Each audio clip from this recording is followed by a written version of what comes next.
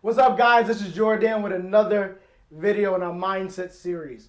And listen, in this video, I'm going to be talking about something that I believe a lot of creatives and musicians they don't like to touch or don't like to talk about, but I believe is important. I have been asked this question many times along my journey, and I've had people ask me. They said to me, "Jordan, how do you do it? How do you deal with these difficult people?" Listen, in your journey, there are going to possibly be times where you are going to encounter individuals. You're going to be probably working on a project, and maybe somebody that is above you, or maybe somebody even brought you in. You know, they could be a really difficult person. They could be rude. They could be nasty. You know, they can just like be a totally just have no kind of integrity, right? And just really be uh, someone that's not pleasant to work with. I've had to deal with this many times, and people have asked me, "Say, how do you deal with this?" You know how I deal with this? I don't. So I wish I understood this and knew this earlier. But what I have done is I've adopted it. I've adopted I've adopted the principle of not working with difficult people. Does that mean I don't work in difficult situations? Absolutely not. I will still work with difficult situations, and I do work with people who might have some difficulties, because we're not perfect. Nobody is perfect, right? So we all have something that we got to work on, right? However, there are certain individuals that they are just not going to be even conducive to your growth. No matter how much money that they have, no matter the opportunities that they gallivant, I promise you that it's an illusion. So what I'm going to share with you right now, I'm going to share with you 8 traits, 8 things for you to look out for and for you to be aware of you understanding, okay, how do I know if this person's difficult? Well, normally you don't, or normally you know if they're difficult. You don't need to ask that question. That's what I want to say. You really don't need to ask that question. But how do you know when you come across somebody that's not difficult? Or how do you know who to work with? How do you know where the best opportunities? I'm going to share with you 8 things. I want to let you know that for every one person that's difficult, I can assure you that there's about 20 others that they're going to be an enjoyment to work for and to work with, right? I'm sure all of us as creatives, we want to be in situations where we have good working conditions, where we're treated with respect, right? Where we're appreciated for our gifts and our crafts, right? Where we're compensated properly. But I want to let you know that in order for you to do that, it's going to require you to trust your value and to be able to step into, trust in who you are and value yourself and your gift. So I've adopted these few principles in my journey of understanding there's some projects and some assignments I will take, and there are some that I won't. There's some people that I will collaborate and work with, and some that I won't. And how do I identify that? I have put it in 2 categories. I put certain individuals, I put them in the boss category, and I put certain individuals in the leaders category. See, I don't work with difficult people anymore because I work with leaders. Do leaders push you and sometimes create difficulty for you, or is there difficulty there? Absolutely. But are they unpleasant and difficult people you just loathe to work with? No, they're normally people that you enjoy working with, the people that you love working with, the people that will empower you, and people that will push you forward and you will grow from. So I want to give you number 1, the boss. Think about if you have 9 to 5 job. Normally, most of us have not really enjoyed that, especially when you work for a boss who's a know-it-all. Number 1, the boss knows it all. The boss believes that they know everything. The boss believes that they have all the answers and you can't tell them anything. The boss believes that they are God's gift to the world and to the company. You can't tell them nothing. But the leader is the one that is open to ideas. The leader understands that they don't know it all. The leader understands that they need the team, that they need others with them. The leader understands that, okay, you know what? Yes, I might be in charge. Yes, I might have a certain authority. However, I understand that I do X, Y, and Z very well, but A, B, and C I don't do. So I need the power of my team. and I'm open to hearing what they have to say.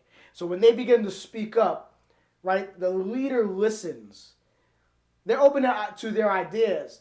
The leader might the leader might be the person that you might be working a project for. They might be the producer, maybe you're the instrumentalist, and you're making a song for them, right? And you're helping to create that song while they're producing and arranging the track, and you give them an idea. Hey, what if we did it here? The leader says, "Oh man, that's a great idea.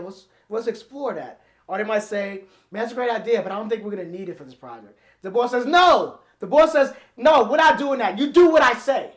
Do exactly." The boss knows it all. They're not open to any ideas. See, the boss is where we go into number two. They're not open to ideas because they're a one-way communicator. The boss is a one-way communicator while the leader is a two-way communicator.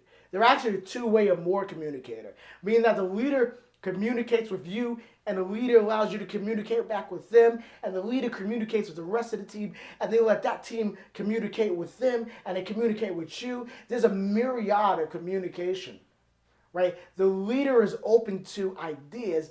The leader loves to go back and forth. They want to hear what you have to say just as much as you should hear what they have to say, just as much as they want you to hear what they have to say. They are a multiple way communicator. Number three, which leads me into criticizing. The boss criticizes. The boss is constantly telling you what's wrong. They know it all. They're the one-way communicator, and they're quick to tell you, well, you messed up this, and you messed up that, and you didn't do this right, and this is not good enough. You keep messing up the wrong notes, or what is this you're sending me? Right? They're constantly criticizing. It's like they have nothing good to say about your work. Everything they have to say about your work is negative. But the leader encourages you. The leader might give you some criticism. They might give you some constructive criticism. But that leader is going to encourage you in the process. You might sit in that project, that leader says, I appreciate the work you sent me. It was really good. I really enjoyed the melody that you did and everything. However, I believe we can make some changes with the horns, or maybe make some changes with the strings. I think we can do a little better. Man, it's great work, but I think you can push yourself and just give us a little better on this side of the project. Can we do that? Let's make it happen. See, the leader encouraged you. The leader encourages you to the result. The leader encourages you to create a better result and step to a better level. Right? They don't just give everything is not negative. They're encouragers. Number four, which brings me to number four. The boss, they don't like to encourage. They just tear you down. The boss tears you down. They're constantly putting you down. I mean, I remember being in and this is sad because this was my experience in some churches, like growing up in certain churches and working as a keyboardist and kind of seeing how some of the music directors or the choir directors were, and they would totally tear these people down. And I mean, these are people that were coming in, they were volunteers, sowing their time, sowing a gift, not getting paid. And these people talking about, you guys sound horrible. What are you guys, idiots? You can't get the note. I'm going to sing it again. What's wrong with you? And they were just tearing these people down. And I seen people quit, off the choir and the praise team because of this. Because they were constantly tearing them down. There was no edification. See, the leader builds you up. And I've seen it where when that happened, and those bosses, let's call them, when those choir directors, those music directors, they got replaced, and somebody else came in, they had leadership skills. They began to build the people up. And you saw people running. They wanted to join the choir. They wanted to get involved. I mean, the music, the choir, they were sounding so different. They sang better, right? It was just a total different result because of what the leader came in and did. They began to build people up. They began to build up their self-esteem. They began to encourage them. They began to speak life, right? So these people were motivated to really work harder. They were motivated to do, to create a result.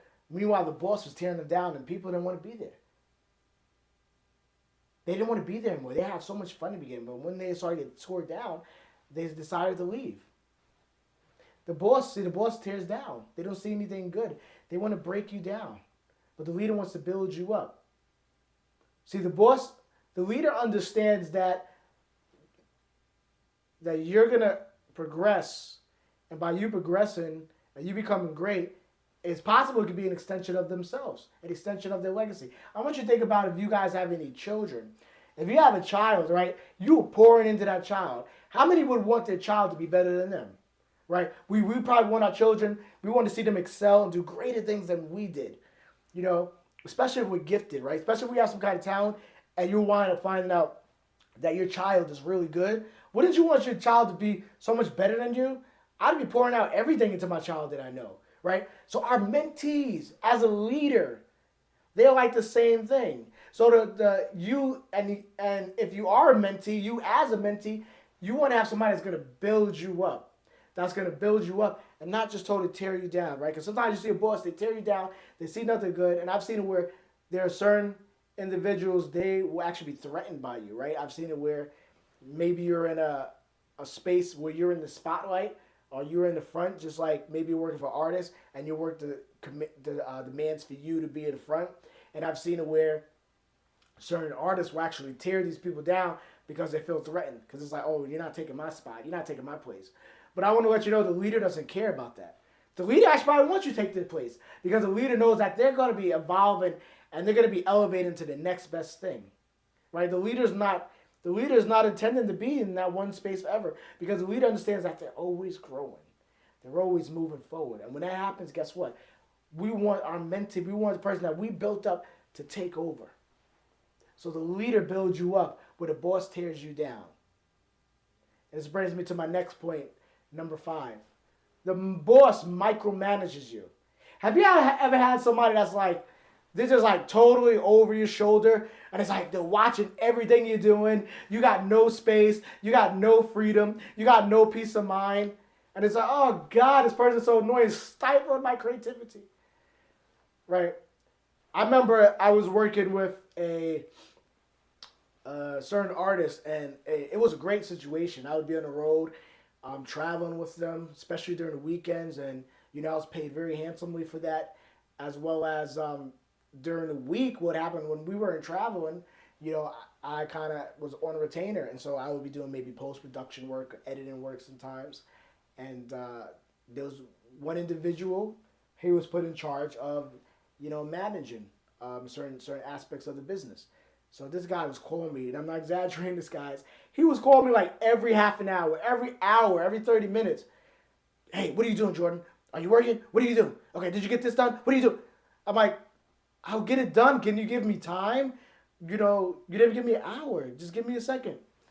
And, when I did get them to work, they're like, oh my God, you're so good. How'd you do this? How'd you get it done so quick? Man, this is great quality. Man, we want to make you the super producer. Or, talk all of this language. And this guy was micromanaging, but what was happening, it was so discouraging for me. It was like draining. And I got to the point where I was like, I don't want to really do this anymore. If I felt like that, think about how many people probably feel like that for those people that when they're being micromanaged. See, the boss micromanages, but the leader empowers. The leader understands that, you know what? No. Leave them. They need space. Listen, we brought them in for this particular, job. We trust them. We trust their ability. And if they drop the ball a little, if they're not picking it up, it's cool. I'm going to talk to them and find out, okay, cool.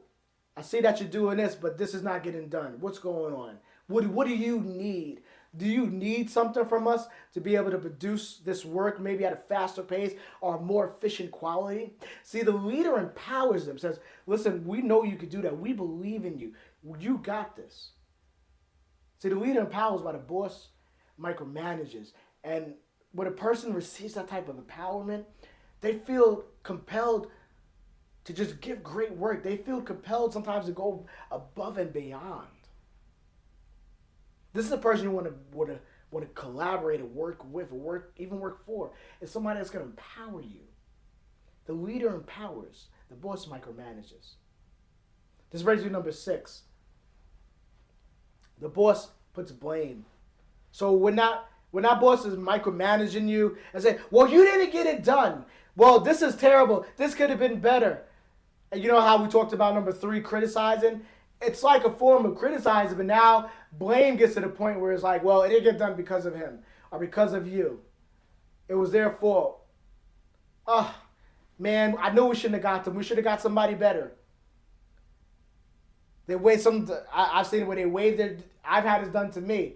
It's such a terrible feeling. They wave their check over you. How you like to get paid? You want this money? Well, get the work done. Are we going to dock your pay?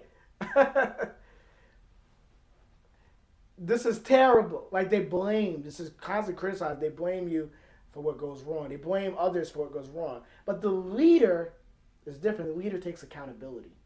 The leader says, you know what? This didn't get done properly. This didn't get finished, or this wasn't right. We didn't get the result that we wanted. Cool. Let me find out what happened. This is what I talked about with that empowerment, right? They look at themselves. Okay, well, what did I do? What did I not do? Okay, was there a rift in communication? Maybe I didn't give you the proper resources.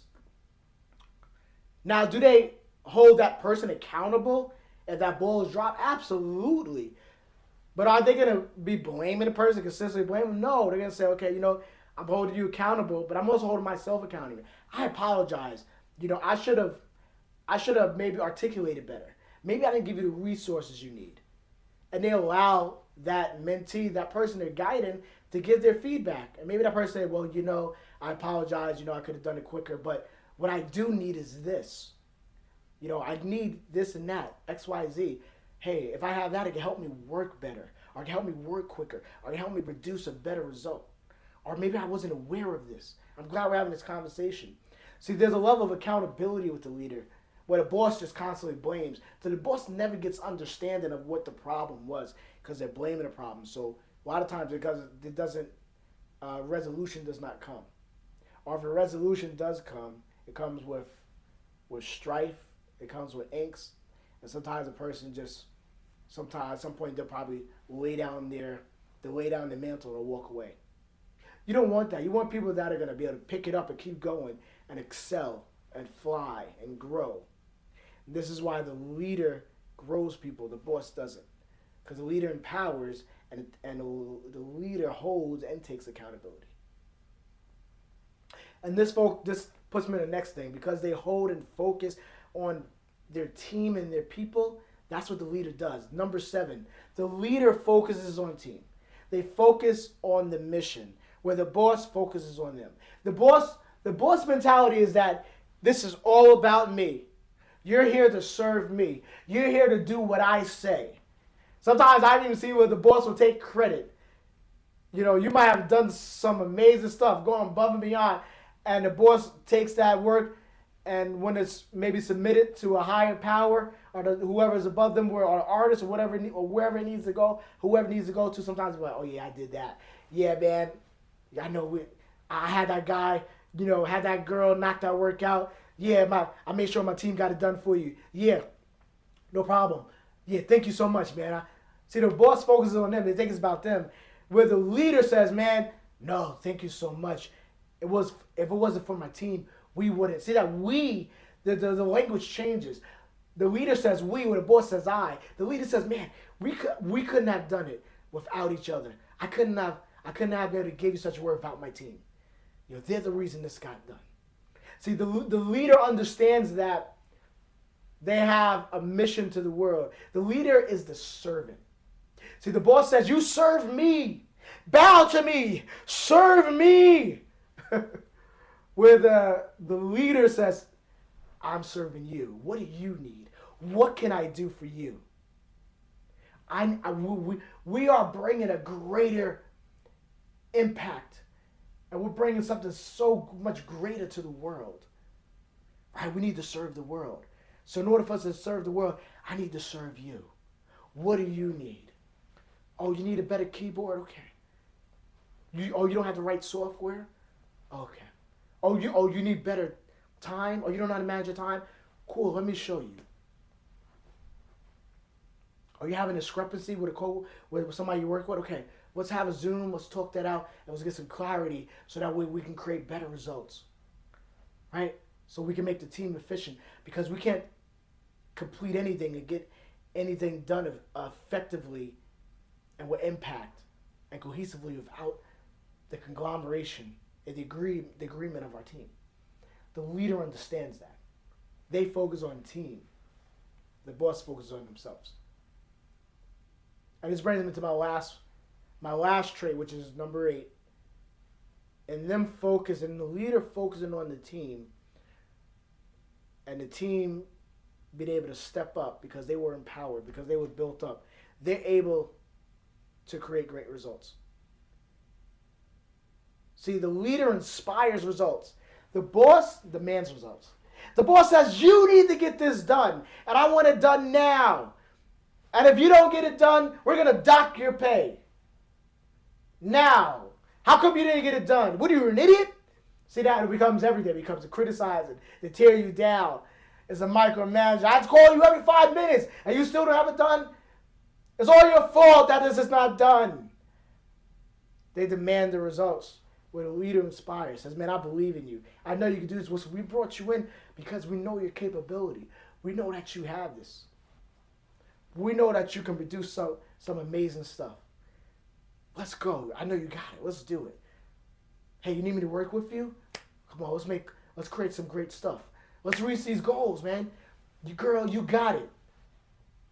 I know you got this, man. You might be producing now, but man, I see you putting out records. I see you own your own record company. But come on. This is where we got to start now. So let's push a little harder. See, the leader inspires you to greatness. The leader inspires you to greatness. Where the boss just demands a result. The boss just demands the here and now. The boss demands what is for instant gratification.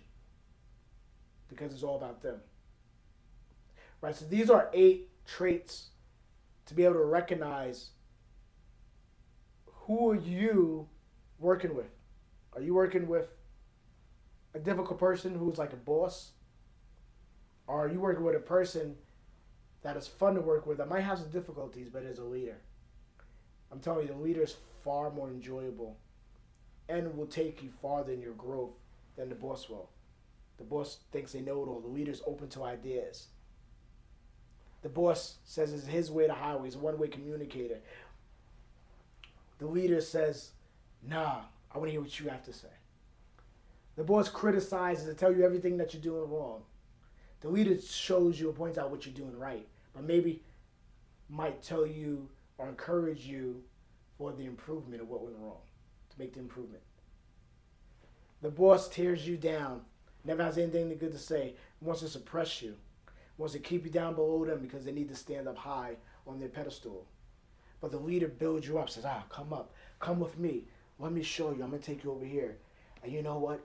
Maybe you can go higher. You can go in so many different ways. And they give you all these different opportunities, and they show you so many different possibilities. They build you up. The boss micromanages. They're constantly looking over your shoulder and constantly just on your back and not give you any space, no peace. But the leader empowers you. They give you a space. They empower you to action. They know that you got this. They trust you and they trust your gift. And they want you to trust your gift and yourself. The boss puts blame on everybody. Everything that goes wrong, hey, it was their fault. I told them to do it. But the leader takes accountability. Says, you know what? We dropped the ball, it's cool. We could have did it better. We're going to make some changes. Okay, what did I not do right? Or what could I have done better?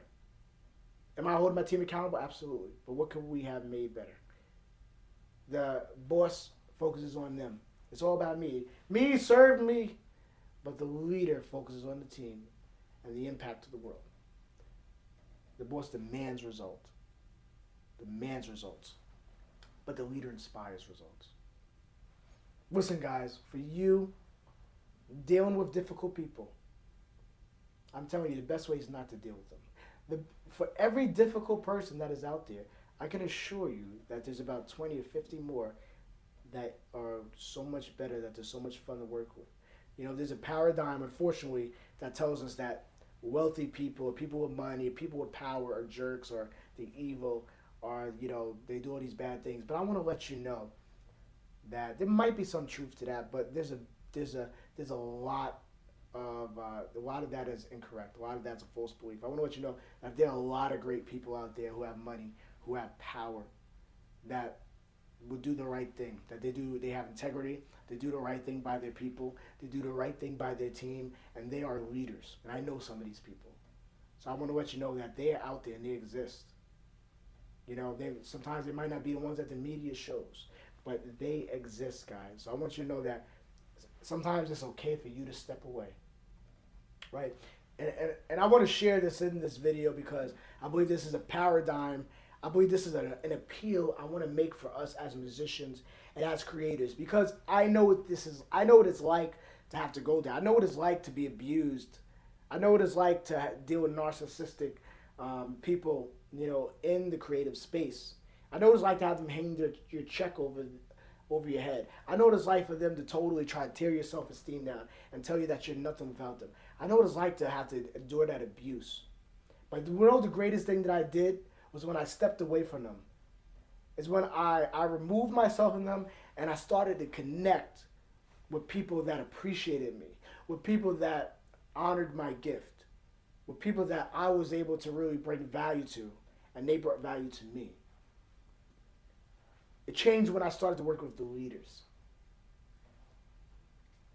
Guys, I want to appeal that for some of you guys that are dealing with this and you're not saying anything, or some of you that are taking these terrible paying gigs, right? Some of you that are just settling for pennies, for peanuts.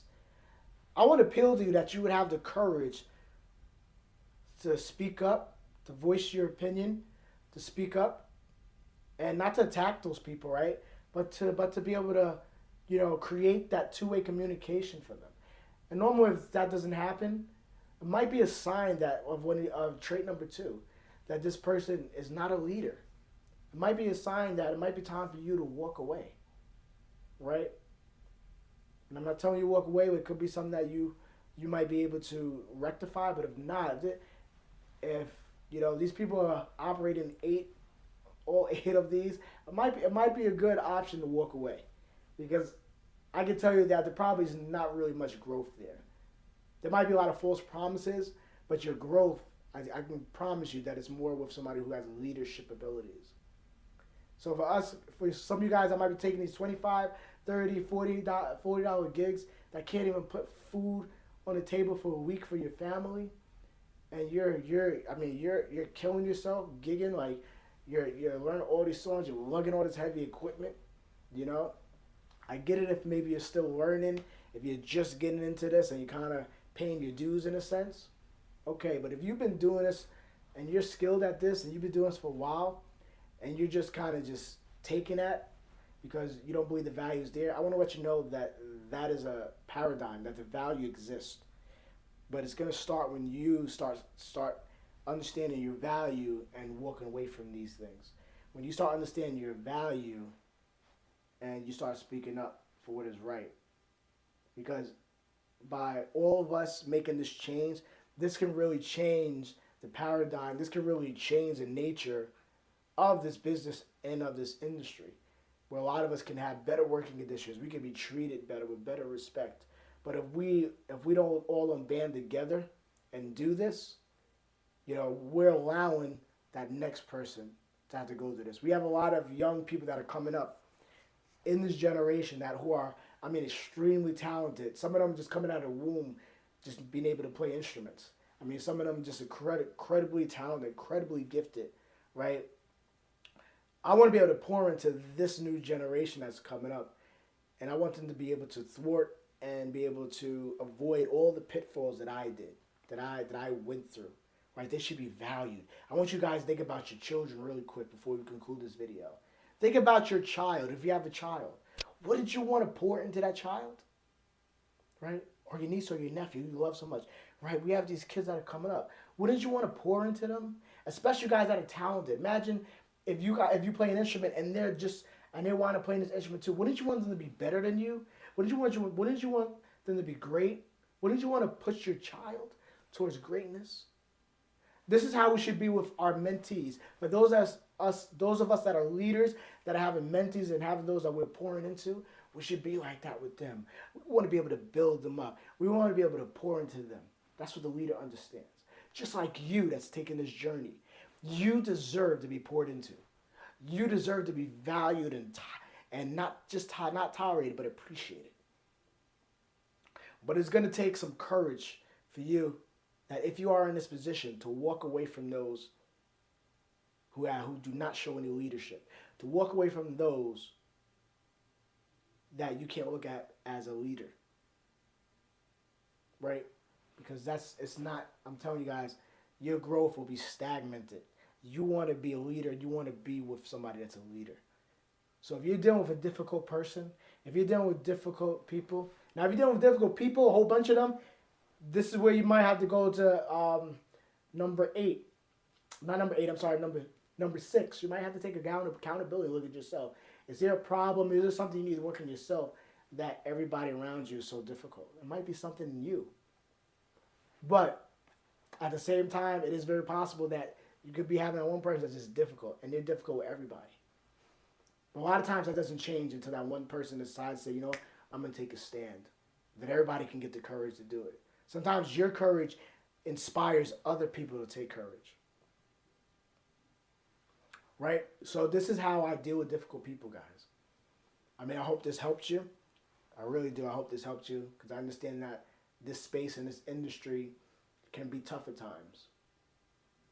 But it doesn't have to be. It can be fun as well, and it can be very rewarding, right? But it's all about your values and the values that you bring to the table and the values that others bring to you and being able to see that. So guys, this is my video for our Mindset series, dealing with difficult people. Remember, if you deal with difficult people, deal with leaders. Guys, thank you for watching this video. I'll see you in the next one.